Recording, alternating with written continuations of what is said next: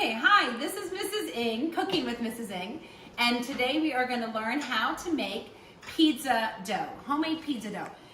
If you were in class, you would be doing this to make the Pizza Wars, but since we aren't in class, you're going to just learn how to make a basic pizza dough from scratch using flour, all-purpose flour, yeast, salt, and sugar, granulated sugar. The toppings for the sauce are also here.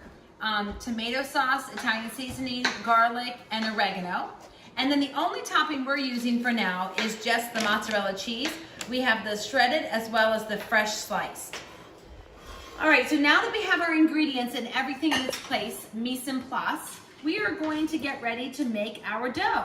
Following my recipe, I usually have it on the computer, it says in a large bowl, dissolve the yeast in water. So you can do this one of two ways. I like to do it in actually my measuring cup, my liquid measuring cup. So I measured 3/4 cup water to the line, and I measured it, warmed it in the microwave for about 30 seconds. And then I took this is actually a candy thermometer. It's supposed to be 105 to 110 degrees Fahrenheit, so you make sure that the yeast does not die. It's actually living. So you want to actually make sure that it's the right temperature. I'm going to go ahead and fast forward. You would stir the yeast in and the teaspoon of sugar, just like the recipe says. And then I went ahead and used my fork to kind of whisk it and left it at the side, and look what happened to it. This is called proofing the yeast. When you proof the yeast, it actually means that it's ready and active. If it did not become foamy like this, you would know that it's not going to make the bread rise. So yeast is one of our three leavening or rising agents. The other two were baking soda and baking powder, but yeast is the ingredient that makes it rise. All right, so we don't really need this one. It was just to show you that to get it to the right temperature. All right, so then continuing to look at our recipe, it says in a large bowl, dissolve the yeast in the water. So I'm just going to take my yeast that's been proofed and put it into the bowl. And then it says to stir in flour. So we know from learning at school that we spoon flour in. We do not scoop it. So we're going to spoon. And I actually like for you guys to measure over a different bowl so that if there's anything extra, it goes into that bowl, not into the bowl that you're going to be using. And we're just, so it's okay you want to go heaping.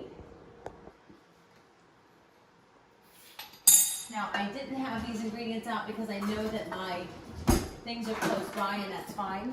I can reach them. But if you want to help yourself out, you could have all the measuring ingredients out as well.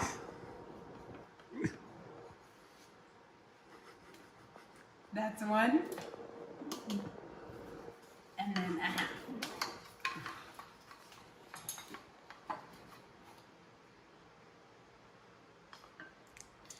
You could try to make it with a whole wheat flour. I don't think it tastes as nicely, but it is good, but it is healthier for you.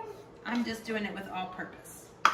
And you could also try to do a half cup all-purpose and a half, or 3/4 cup all-purpose and 3/4 cup whole wheat if you want to do half white and half whole wheat. Okay, then it says a teaspoon of salt. This is my salt, so it's easier to measure. Half a teaspoon, and you always want to level it. The back of a knife is fine if you don't have one of these. All right, and then we're just going to stir it. This is probably one of the easiest recipes I have used. A friend of mine actually shared this recipe, and it's been a favorite. Now at school, if we were making it at school, we would break it up into 2 days.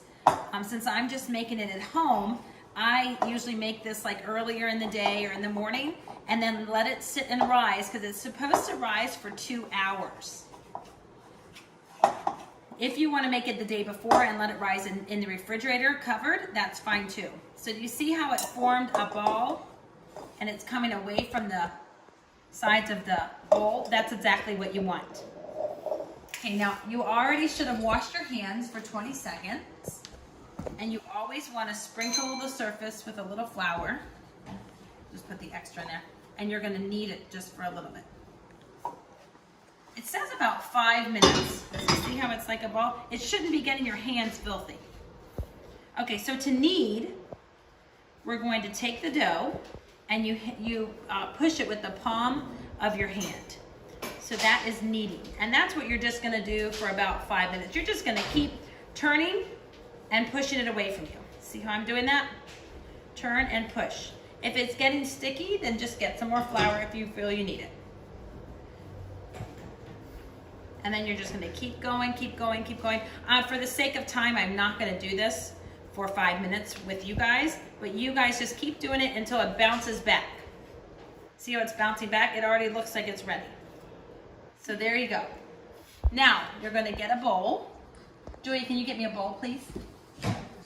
Just from that drawer right there. Grab that.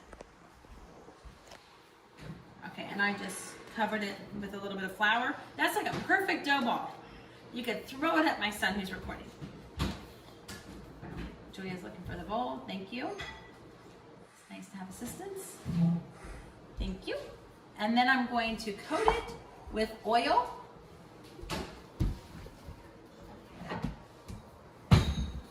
I should have had that out, but it's okay. Oh. And then we're sprinkling it with olive oil.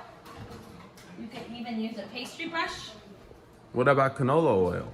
Yes, very good question. You could use canola oil. I like the flavor of olive oil when it comes to Italian food and seasonings and dressings, but canola oil would work, any kind of oil, or even butter would be fine. You just want to coat it so it doesn't stick when it rises. This is great question, plenty of oil, and then what you're going to do is you're just going to place it, it says usually to place it in a warm location. For if you were at school, I would put a plastic wrap over it, and then I would leave it. I'm going to just set it aside on the stove for up to 2 hours. And I'm going to make another batch because then we have enough pizza. So that's it for now, and I'll come back to show you what it looks like to roll it out and how to make our sauce later. Thank you.